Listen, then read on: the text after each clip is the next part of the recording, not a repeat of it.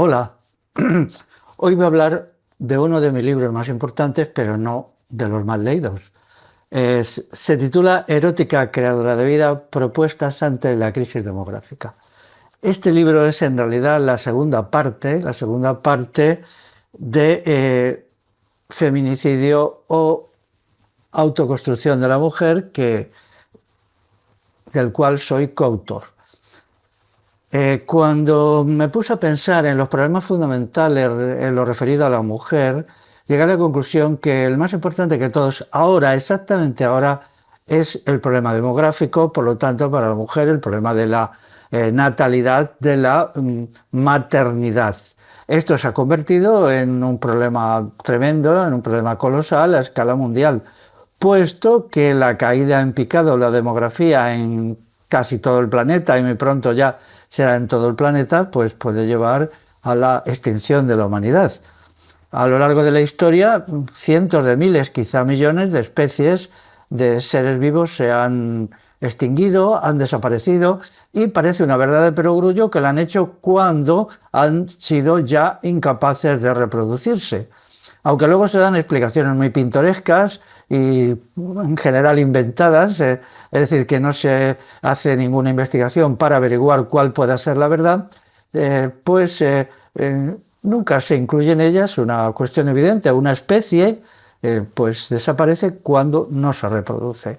Entonces ahora mismo la especie humana en los últimos 30 años ha dejado de reproducirse en lo que es una tendencia progresivamente acelerada. Pero esta tendencia está impulsada e inducida desde los poderes constituidos. Son los poderes constituidos, poderes estatales y empresariales, los que están llevando a la humanidad a una situación muy difícil. No voy a usar palabras extremistas porque, bueno, pues el declive de los nacimientos, la baja tasa de natalidad y lo que es causa de todo ello se encuentra en una situación cada vez peor. Durante mucho tiempo pues se nos ha mentido sobre que la humanidad estaba creciendo exponencialmente, que pronto seríamos 11.000 millones, luego 12.000, luego 20.000, en fin, cosas increíbles, ¿no? Cuando en realidad lo que prácticamente todos los países, si descontamos media docena de ellos, pues están en un declive acelerado que está convirtiéndose en aceleradísimo. Y los que todavía tienen una natalidad por encima de 2,1 hijos por mujer, pues están también llegando a...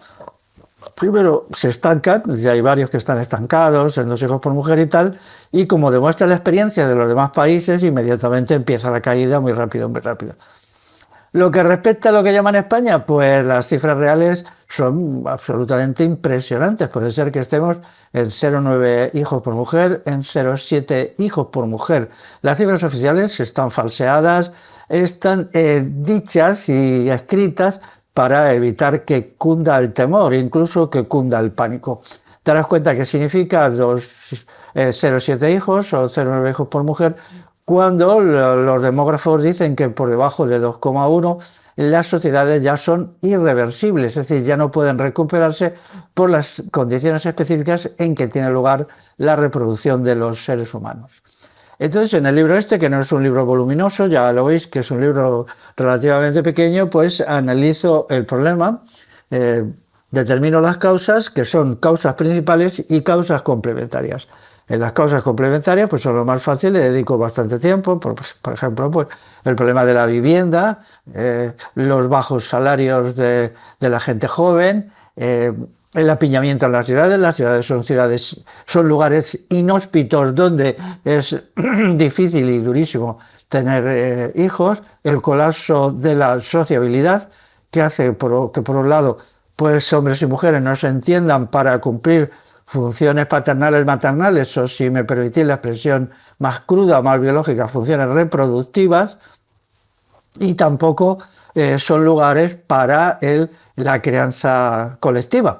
Ya sabéis que en el pasado las sociedades de la península ibérica pues tenían sistemas de crianza colectiva que estaban añadidos al comunal, como podía ser la comadrita en Galicia, la cholorra en el País Vasco, etc.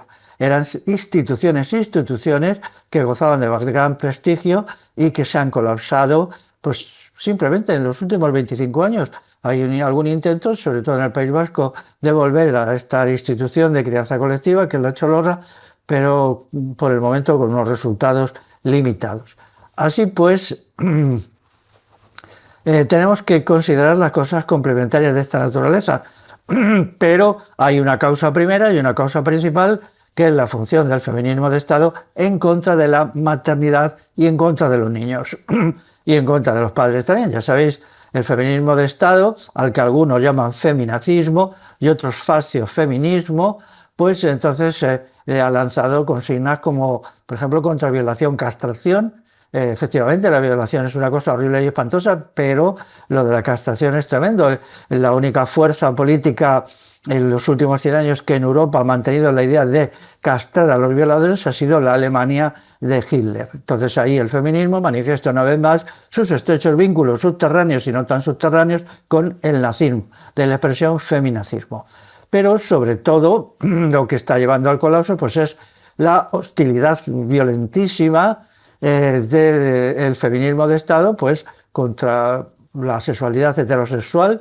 Recordemos la consigna de toda penetración es una violación, todo gira alrededor de la violación, y entonces también, ya tantas veces he dicho, los hijos explotan a las madres. También las hijas explotan a las madres. Luego aquí hay una confusión, ¿no?, que demuestra la verdadera naturaleza del feminismo, en la cual pues enfrenta a las mujeres madres con las mujeres hijas, en lo que es una de las funciones esenciales del feminismo, que es enfrentar a las mujeres entre sí, además de degradarlas. De ahí la fórmula mujeres macho, que se refiere a aquellas que no siguen la dogmática feminista, entonces se las ataca incluso con más rigor que los hombres. Teniendo en cuenta que son la gran mayoría de las mujeres, probablemente un 90%, pues aquí tenemos una expresión más de agresión misógina. El feminismo es una forma muy fuerte de misoginia, eso es clarísimo, está clarísimo, ya mucha gente lo está comprendiendo, y entonces pues esto de mujeres macho, que es absolutamente despreciativo, intolerable, un insulto intolerable, como la gran cantidad de insultos que usa el feminismo de Estado, pues va dirigido contra las mujeres que son no feministas. A veces simplemente son no feministas. Otras entienden el feminismo de otra manera, por ejemplo, entienden que el Estado es el culpable del patriarcado y entonces su estrategia es unirse con los hombres contra el Estado patriarcal, pero ya se sabe que el feminismo de Estado es todo lo contrario, unirse con el Estado para atacar, unirse con el Estado patriarcal para atacar a los hombres. Esto afecta directamente y es la causa primera de la crisis demográfica, puesto que este desencuentro tremendo promovido de infinitas maneras es lo que hace que la natalidad se haya desplomado. Por lo tanto, el feminismo está cumpliendo una función genocida. Exactamente, está incurriendo en lo que llamaríamos crímenes de lesa humanidad. Crímenes de lesa humanidad, en este caso el peor de todos, que es atentar contra el futuro y la continuidad de la especie humana.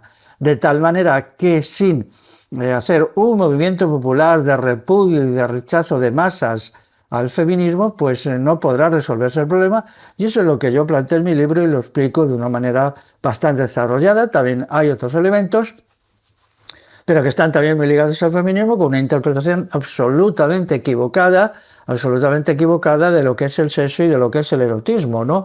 Porque en definitiva el sexo y el erotismo en su forma natural pues son el mecanismo que se ha servido a la especie humana para biológicamente reproducirse. La reproducción de las especies surge del sexo. El sexo existe para que las especies se reproduzcan. Y entonces cuando esto se ha negado y se ha metido a la gente en unos laberintos mentales absolutamente tremendos, pues lo que se ha producido es un colapso interior en cada mujer y en cada varón respecto a lo que es el sexo, cómo se debe practicar, qué significado debe tener, ¿no? Se ha dado, por ejemplo, el libro de Wilhelm Reich, La función del orgasmo.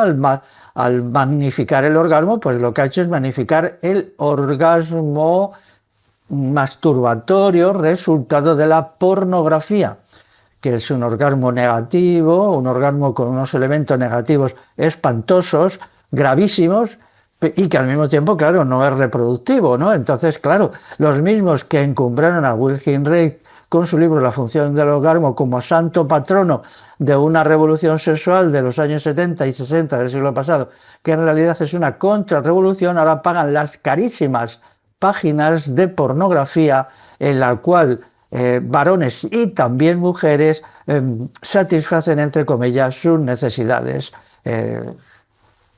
sexuales. Yo quiero decir entre comillas porque no las satisfacen. La masturbación no satisface las necesidades, es una teoría inventada por Wilhelm Reich que está equivocada. Las necesidades sexuales esencialmente en el ser humano solo satisfacen por el coito, básicamente por amor-deseo, que es el coito, digamos, mejor, o por deseo. También hay un coito que es por coito por deseo. Y entonces si este coito por amor-deseo o meramente por deseo es reproductivo, entonces es cuando se consigue el máximo de satisfacción y es la forma principal para resolver las graves dolencias y las gravísimas enfermedades que provoca la abstinencia sexual. Pero la pornografía y su derivación en la masturbación pues no resuelve el problema de las carencias sexuales básicas. No lo resuelve, sino lo agrava, puesto que es un sucedáneo, un falso producto, de la misma manera que, por ejemplo, las drogas no resuelven el problema de trascendencia y grandeza e infinitud del ser humano. Para eso se requiere de la filosofía moral, de la autodisciplina y de la incorporación a grandes causas de significación universal. Todo esto lo explico en el libro de una manera inicial, es decir, como veréis hay diversas causas y concausas, pero también tengo que decir que su resolución exige una revolución. Primero una revolución convivencial en la cual se recupere el sentido del amor erótico, sin eso no hay nada que hacer, y luego una revolución erótico-sexual que establezca una sexualidad natural que nos permita salir de la muy difícil situación en que estamos. Eso llevaría aparejado, pues, arrojar al fondo del olvido más rotundo a lo que ha sido el feminismo de Estado. Pero hay que decir que el feminismo de Estado no surge espontáneamente, no. El feminismo de Estado es un producto del Estado, es el Estado el que lo mantiene. Basta con rastrear a cualquier personalidad feminista, cualquier web feminista, cualquier libro feminista para encontrar detrás grandísimas subvenciones, colosales subvenciones, enormes subvenciones del Estado, no solamente del Estado, sino de la gran empresa. La empresa capitalista, desde sus orígenes, hace ya 50 años, ha financiado, ha multifinanciado, ha polifinanciado el feminismo, y hacer la prueba, ya veréis cómo esto pasa. El feminismo es un producto, además, del imperialismo estadounidense. Son las universidades yanquis las que van creando unos productos ideológicos que no tienen ninguna base objetiva, cuyo fundamento es el error y la mentira, que van a dar lugar a esta catástrofe. Esta catástrofe, que es la catástrofe demográfica, se va a empeorar porque quienes defendemos una solución, que es la que he propuesto y que mi libro lo explica mucho más y que por eso recomiendo su lectura, entonces pues somos una minoría, claro, y aquí pues seguimos con la política del avestruz, de esconder la cabeza debajo del ala, porque no queremos ver la realidad, y entonces pues que vivimos en un mundo de fantasías en que todo se va a resolver sin que nosotros, o sea, cada persona, cada uno y cada una de nosotros hagamos nada y nos sacrifiquemos por el bien de la humanidad. Eso no puede ser, esto no funciona. En el egoísmo, en la falta de espíritu de sacrificio, pues las cosas van cada vez peor. Los que se limitan a decir que las soluciones son puramente económicas, que bastaría con unos ingresos para las madres y con una mejora del mercado de la vivienda, pues yo les contesto: primero, estoy muy de acuerdo con esas soluciones. Segundo, son totalmente insuficientes. Con eso no se consigue prácticamente nada, como se está viendo en países que ya han tomado medidas de esa naturaleza, como puede ser Polonia, incluso Alemania, etcétera, y el resultado está siendo prácticamente ninguno, ¿no? Así pues, tenemos que hacer una batería, un abanico de medidas y soluciones y hacer una propuesta. Pero claro, esto no es una cosa que se vaya a resolver mañana en el terreno social. Y en el terreno personal, pues mira, yo le voy a decir claramente, vamos a ver, el instinto sexual es un impulso para que la continuidad de la especie quede garantizada, pero al mismo tiempo es una de las garantías de que el ser humano se realice como ser humano y supere todas estas enfermedades. Muchas de ellas, de las enfermedades psíquicas, son el resultado de una insatisfacción sexual. Esta insatisfacción sexual no se va a resolver, sino que se va a empeorar con el sexo masturbatorio y pornográfico. Entonces lo que yo os digo es que os lancéis a practicar sin más el sexo reproductivo heterosexual, y claro, es el único, y entonces pues ya está. Antiguamente se decía aquello que los niños vienen con un pan debajo del brazo, pues yo creo que es así, que es verdad, ¿no? Hay que ser valientes para tomar decisiones sociales, como es la acción revolucionaria, pero también hay que ser valientes para tomar decisiones personales. Y mientras os lo pensáis y no lo pensáis, sí os recomiendo la lectura de ese libro, con una advertencia añadida. Desconfiar rotundamente y huir de las clínicas de reproducción asistida. Son una trampa, son un engaño. Yo siempre he sido muy hostil a ellas, además de ser un gran negocio capitalista y con una eficacia mínima, puesto que si los 3 tratamientos de fertilización, bien sea por inseminación artificial o bien por fecundación in vitro, no funcionan y luego tienes que volver a pagar otra vez. Es verdad que están muy subvencionadas por el Estado, pero el problema peor es que lo que resulta de estos procesos fecundatorios son criaturas con daños, taras y anomalías muy graves. He estado leyendo en estos meses pasados unos estudios exhaustivos hechos precisamente en Australia que no dejan lugar a dudas al respecto y son verdaderamente espeluznantes. Entonces, pues allí lo de la fecundación in vitro y la inseminación artificial en los seres humanos se lleva haciendo ya como 40 o 50 años, y entonces ya a la vista están los resultados, que son tremendos: deformaciones, deficiencias en el proceso de aprendizaje, deficiencias físicas básicas, deficiencias endocrinas. Bueno, es toda una catarata, y entonces a las clínicas estas hay que denunciarlas porque no dicen la verdad. Y luego otros estudios que se han realizado también en Francia, en Estados Unidos, en Inglaterra, en Alemania, aunque no son tan completos como lo de Australia, llegan a las mismas conclusiones. Por lo tanto, quien quiera ser madre o quiera ser padre, lo que tiene que hacer es pues establecer unas relaciones de amor-deseo, fundar una familia y lanzarse. Pero si eso pues no le resulta posible, pues que se lance simplemente a partir del deseo. Pero tiene que ser sexo natural, sexo de toda la vida, el mismo sexo que ha practicado la humanidad en los últimos 300.000 años. Huir de las clínicas de fecundación asistida con la misma velocidad que tenéis que huir de la pornografía. Esto va dirigido sobre todo a los jóvenes, pero también a las jóvenes. Es una trampa, es un horror, y considerar que la masturbación es una forma pseudo satisfactoria. Son falsas satisfacciones, como se dice con el azúcar. El azúcar es una caloría vacía, que no aporta nada, es una golosina. Pues lo mismo hay con la masturbación. Bueno, pues nada, amigos y amigas, el libro está a vuestra disposición. Si queréis esto, pues os ponéis en contacto conmigo en mi página felixrodrigomora.org, y allí pues ya podemos hablar un ratito del libro, y también os puedo poner a vuestra disposición algún ejemplar. Hasta luego.